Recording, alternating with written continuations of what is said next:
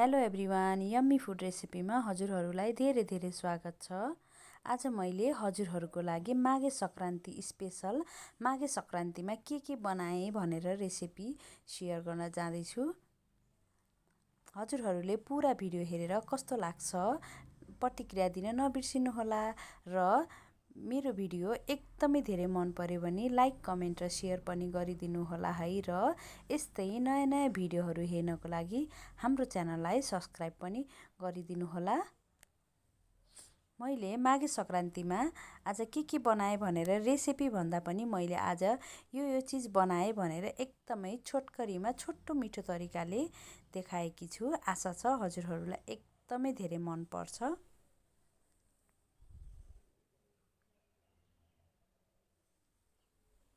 अब भने म सुरु गर्न जाँदैछु।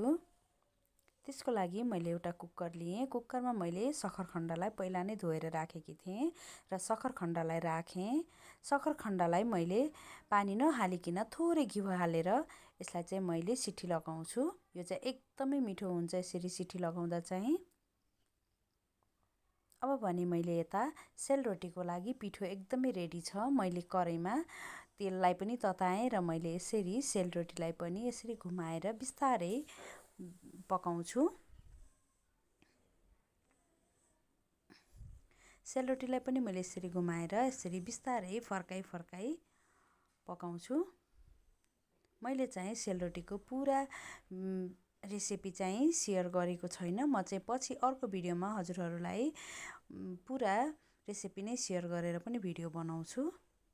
अहिलेको लागि भने मैले चाहिँ यत्तिकै के बनाएँ भनेर मात्रै देखाउनको लागि यो भिडियो तयार गरेकी हुँ। अब भने हाम्रो सेलरोटी पनि रेडी भइसकेको छ। एकदमै हेर्दै खाउँ लाग्ने भइसकेको छ।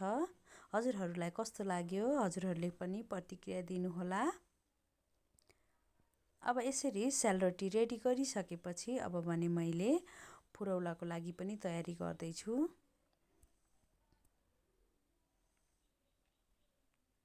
फुरौलाको लागि मैले पहिला नै दाललाई भिजाएर राखेकी थिएँ र दाललाई मैले राम्रोसँग पखालेर त्यसको बोक्राहरू पनि हटाइसकेँ र मैले एउटा यो ठुलो मिक्सीको जारमा राख्छु।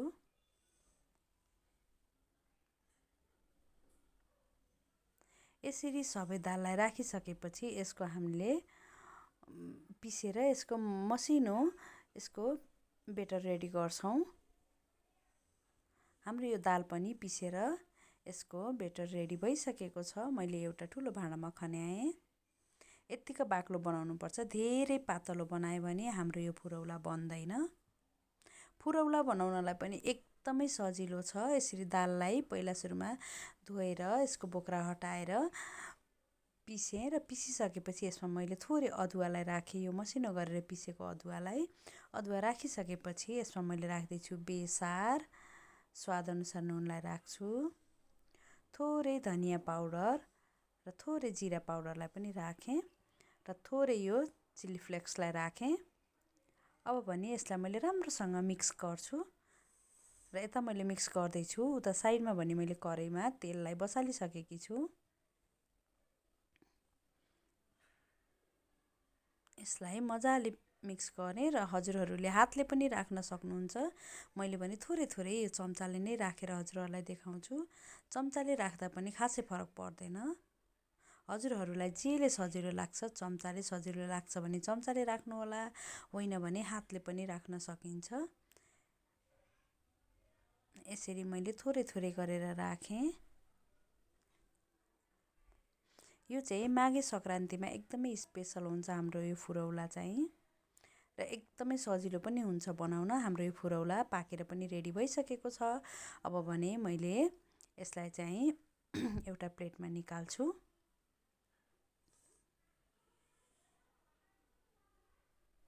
हाम्रो फुरौला पनि एकदमै यम्मी हेर्दै खाउँ लाग्ने भइसकेको छ र फुरौलालाई पनि निकालिसकेपछि मैले यता खिचडी पनि पकाइसकेकी छु।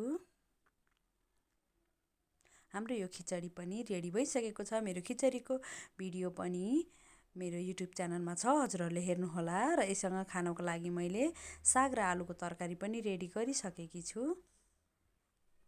अब भने मैले एउटा प्लेटमा सर्भ गरेर देखाउँछु। मैले चाहिँ प्लेटमा खिचडीलाई राखेँ।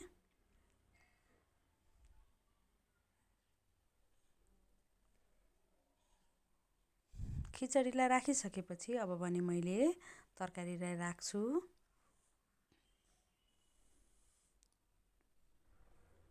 तरकारी राखिसकेपछि मैले यो पहिला नै भिडियो नबनाइकन बनाएको मुलाको अचार पनि छ। हजुरहरूले तरकारी अचार चाहिँ हजुरहरूको हिसाबले राख्नुहोला, बनाउनुहोला। मैले चाहिँ फुरौलालाई राखेँ। मैले सेलरोटीलाई पनि राखेँ र अघि सिटी लगाएको सक्खरखण्डलाई पनि राखेँ र मैले भुजाको लड्डु र तिलको लड्डुलाई पनि राखेँ। अब मैले चाहिँ यसरी माघे सङ्क्रान्ति स्पेसल थालीलाई रेडी गरेकी छु। हजुरहरूलाई कस्तो लाग्यो प्रतिक्रिया दिन नबिर्सिनुहोला। अब भने मैले खिचडीको माथि थोरै घिउलाई पनि राख्छु। यसरी घिउ राखेर खाँदा चाहिँ एकदमै मिठो, एकदमै यम्मी हुन्छ। हजुरहरूलाई कस्तो लाग्यो प्रतिक्रिया दिन नबिर्सिनुहोला।